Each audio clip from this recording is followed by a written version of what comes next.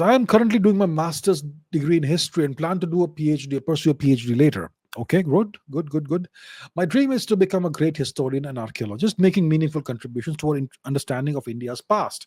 I want to focus on underrated and unexplored areas that still hold the potential for new discoveries. What are some lesser studied topics, regions, or periods in Indian history that I should start reading about now or and later explore in depth? Look, everything is unexplored. Even if you talk about, let's say, talk about the period in India 1,000 years ago, just before the Turkic invasions began. Ask yourself this question: what was a typical day in the life of an ordinary man or woman in Bharat in the year 1000 AD? What was a typical day life? Okay, let's say you're talking about somebody who lives, one person who lives in the region of Delhi, present day Delhi, one person who lives in the region of present day maybe Bangalore or maybe Chennai, one person who lives in present day Gujarat, one person who lives in present day Assam. Okay, four people, north, south, east, west, and one person who lives in central India, five people. And we go back 1,000 years. What was a typical day in the life of a person who lived in these five parts of India? We don't even have those answers. What language did they speak? What was the language spoken in the Delhi region 1000 years ago? What language was spoken in the Assam region 1000 years ago? In the Bangalore region 1000 years ago? What language was spoken in, let's say, Gujarat 1000 years ago? Do we even know that clearly? What was the lifestyle like? What was the dress code like? What dress did they wear? What language did they speak? What was a typical day like? What kind of education did they? We know next to nothing about these things.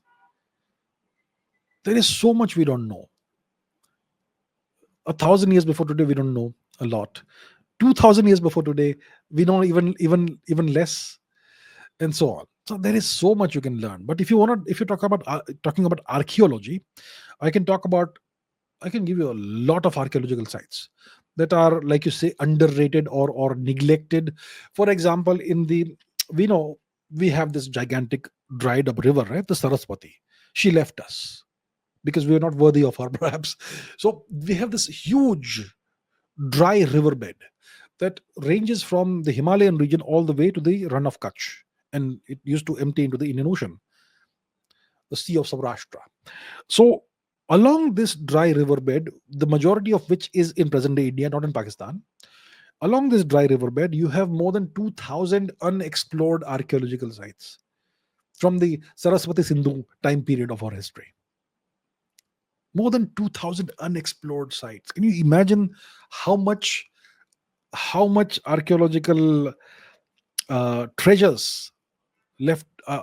They are just waiting for us to explore them, to discover them, right? So there is that. You can explore that once you are an archaeologist. There are obviously sites like Rakhi, which is well known now. There are the coastal sites like Dholavira, and yeah, Dholavira is a great one in present day Gujarat. Okay, in the Run of Kutch region, there is Kalibangan in Rajasthan. The Probably the largest site that, no, not the largest site, one of the largest sites we have. Rakhi is the largest one. So Kalibangan is about, I don't know how many, maybe 3,000, 5,000 BC, something like that time. Then you have places like Ganeshwar in Rajasthan. Then Sonali these days is well known. Sonali in Uttar Pradesh, where that's a Bronze Age chariot burial site, right?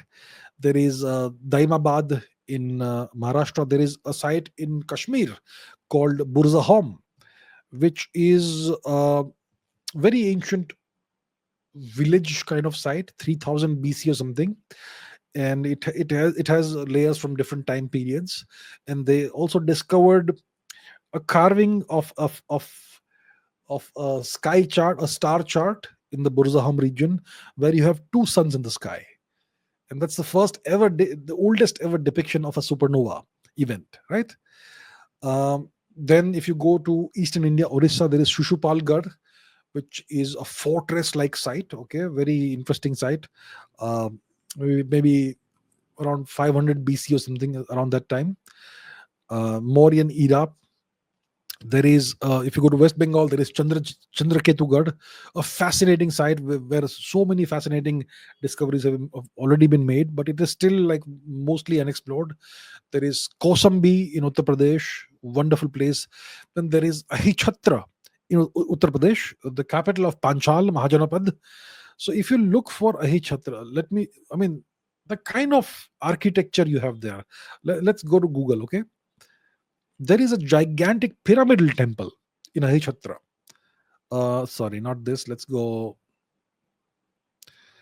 I I want to do a Google search for Ahichatra. All right, here we are. Okay, Ahichatra. Ahichatra. Ahi means serpent. Chatra means umbrella kind of thing. So Ahichatra, northern Panchal capital. It made it back to the Mahabharata times. And look at this structure. This is an ancient temple or stupa or whatever. Look at that. It's a pyramidal structure. There's a person there. I mean, if you look at this, um, one second. Let me put this on the screen. Here we have it. I mean, look at this. This is an incredible structure. What is the internal structure of this like? What chambers do we have inside? Do we have any hidden chambers inside? Do we have hidden secrets inside? There seems to be a shivling kind of structure on the top.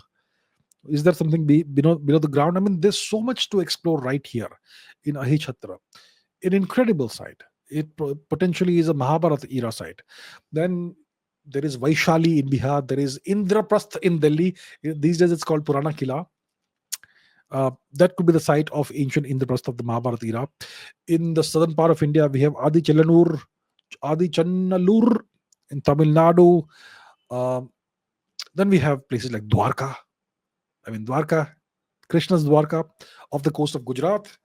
Then you have Kaveri Pumpattanam, which is a submerged city, possibly 10,000 years old, but possibly older, near Pondicherry, off the coast of the eastern coast of India, not far from Pondicherry. And there is Mahabalipuram. There is the ancient site of Vikramashila in Ujjain. And then once again, if you go south, there is Gangaikonda Cholapuram, the ancient imperial capital of the Chola Empire. And that is not well excavated, well explored. So I can give you so many examples. There is so much potential for archaeological studies in India, so much. So yeah, go ahead. So study some of these sites, read up about them. And once you're an archaeologist, you can go and explore them. All the best.